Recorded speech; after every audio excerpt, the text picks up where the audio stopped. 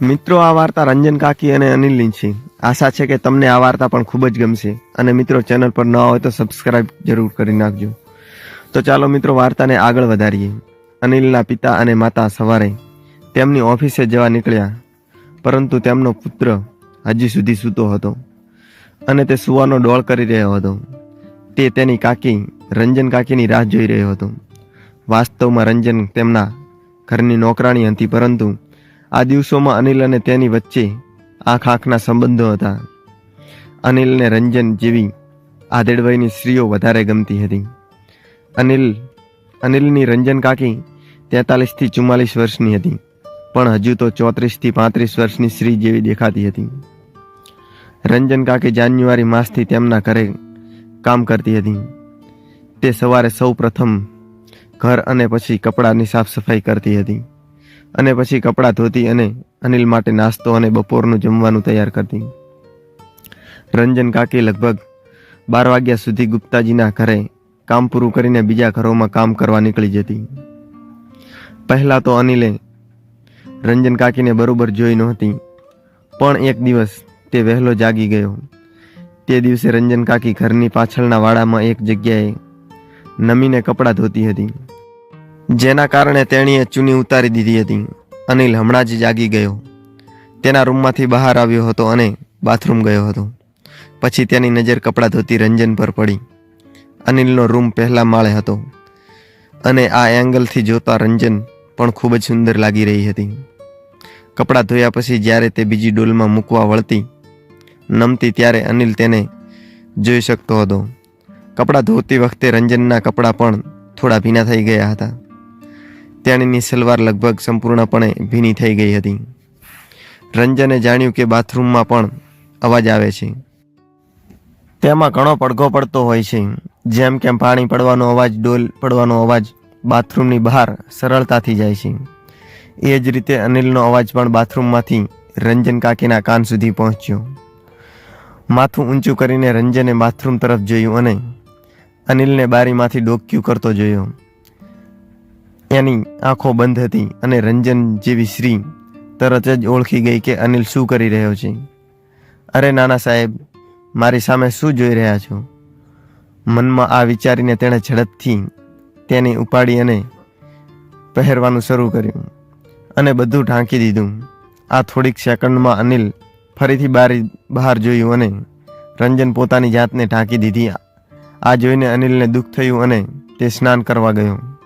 આ ઘટના પછી રંજન હવે અનિલનું મન સમજી ગઈ હતી.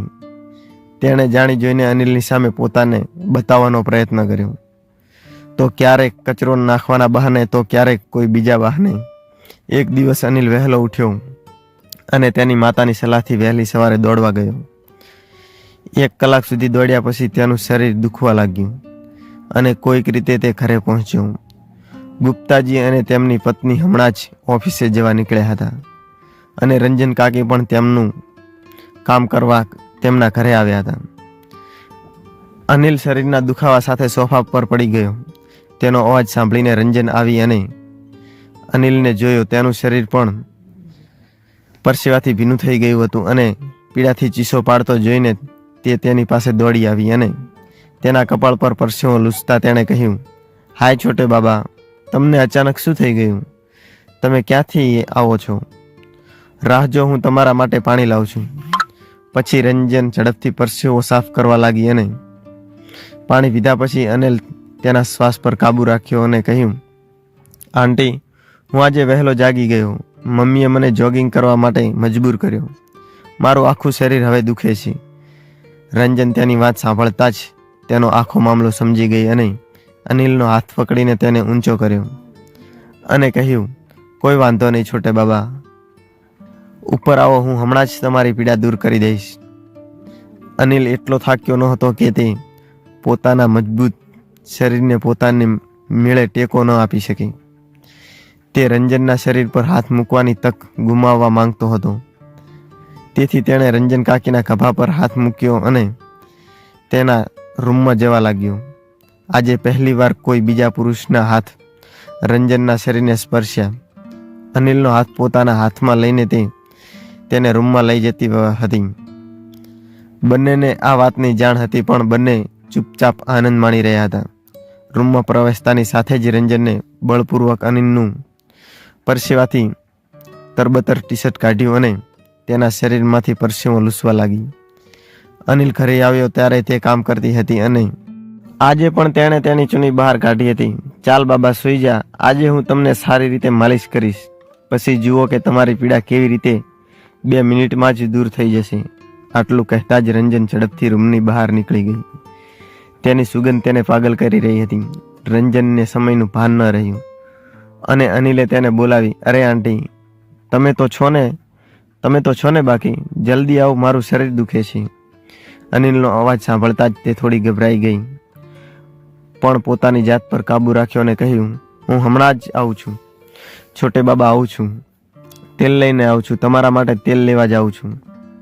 દોડીને તેણે તેલની બોટલ ઉપાડી અને પાછી અનિલના રૂમમાં આવી ગઈ. તેણે જોઈને અનિલે તેને પૂછ્યું, આંટી, તમને કેટલો સમય લાગ્યો? આ બધા પડદા બંધ કરો અને એર કુલર ચાલુ કરો, હું ગરમીથી મરી રહ્યો છું. રંજને ઝડપથી બધા પડદા બંધ કરી દીધા અને રૂમમાં અંધકાર કર્યો. રૂમમાં ઘણો સૂર્યપ્રકાશ આવી રહ્યો હતો અને એર કુલરે તેનું કામ કર્યું. સૌથી પહેલાં રંજને અનિલની છાતી પર તેલ લગાવ્યું અને તેના પર ઝૂકીને તેની માલિશ કરવા લાગી. તે તેની સામે પહોળી આંખોથી જોવા લાગી અને તેનો પતિ લગ્નના થોડા વર્ષ પછી સાથે રહ્યો અને કોઈક રીતે એક છોકરીનો જન્મ થયો અને પછી તે પોતે જ તેના નબળા પતિને પોતાની પાસે પહોંચવા ન દીધો. તેણી તેના નાના શેઠને ખુશ કરવા અને પૈસાની લાલચમાં તૈયાર હતી. ધીમે ધીમે માલિશ કરતી વખતે તેણે અનિલની છાતી, પીઠ અને ગરદનને તેલથી ચમકાવ્યું. પછી અનિલ બોલ્યો, આંટી, મારા પગની પણ થોડી માલિશ કરો. આંટી બોલતા બોલતા અચાનક રંજને તેના પગ તરફ જોયું અને અનિલ બોલ્યો, અરે આંટી, શું થયું? રંજને માથું હલાવ્યું અને કહ્યું, કંઈ નહીં બાબા, બસ એમ જ. રંજન હવે ફરીથી બેઠી અને તેની પીઠ હવે અનિલની તરફ હતી. રંજન થોડી વાંકી વળીને માલિશ કરતી હતી. હવે એ મસાજના કારણે અનિલના મોઢામાંથી અવાજો નીકળી રહ્યા હતા. આંટી, આમ દબાવો, બહુ મજા આવે છે. તમારા હાથમાં જાદુ છે. આંટી, થોડું દબાવો. હવે રંજન કાકીએ પણ તેના હાથ તેના સાથળ તરફ લંબાવ્યા અને તેલ લગાવીને માલિશ કરવા લાગી. રંજનના હાથ હવે ધીમે ધીમે આગળ વધી રહ્યા હતા. રંજને પોતાની શરમ બાજુ પર મૂકી દીધી. તેની આંખો બંધ હતી. શ્વાસ ભારે થવા લાગ્યો. જે સુખ તેનો પતિ તેને ન આપી શક્યો, તે આજે તેનો નાનો ધણી તેને સુખ આપી રહ્યો હતો. રંજન પાગલ થઈ ગઈ હતી. તે આંખો બંધ કરીને એ પણ પરમ આનંદ માણી રહી હતી. તેનો શ્વાસ પણ ઉપર નીચે થઈ રહ્યો હતો અને તેના પતિને આ બધું ગમતું નહોતું. અચાનક રંજનનો શ્વાસ રંધાવા લાગ્યો અને તેની આંખોમાં પાણી આવવા લાગ્યા. રંજન પાગલ થઈ રહી હોય એવું લાગતું હતું. રંજને ખુશીથી કહ્યું, હા મારા ધણી માસ્ટર અનિલ બાબા, હું તમારી પાસેથી ભીખ માંગુ છું. અને તેની સામે જોયું અને કહ્યું, કેમ આંટી, તમે ડરી ગયા છો? રંજન હસીને કહ્યું, મારા પતિ વિશે વાત ન કરો. રંજનને પરસેવો વળવા લાગ્યો. આજ સુધી આટલો આનંદ તેને ક્યારેય મળ્યો નહોતો. તેણે આંખો બંધ કરી અને મનમાં તેના પતિને શાપ આપ્યો. લગભગ 15 મિનિટ પછી રંજન પરસેવે રેબઝેબ થઈ ગઈ હતી. તેના શરીરમાં જે પણ શક્તિ રહી ગઈ હતી તેનો ઉપયોગ કરીને તેણે પોતાને મુક્ત કરવાનો પ્રયાસ કર્યો.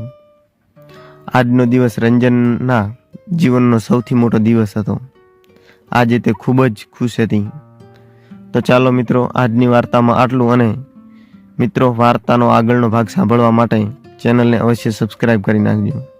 અને હા મિત્રો, વાર્તાને તમારા મિત્રો સાથે શેર કરજો. મિત્રો, વાર્તાનો બીજો ભાગ આનાથી પણ વધારે રોમાન્ટિક છે. અને મિત્રો, વાર્તાને તમારા મિત્રો સાથે શેર કરજો. તો ચાલો મિત્રો, આજની વાર્તામાં આટલું અને ફરી કાલે મળીએ નવી એક વાર્તા સાથે. ધન્યવાદ.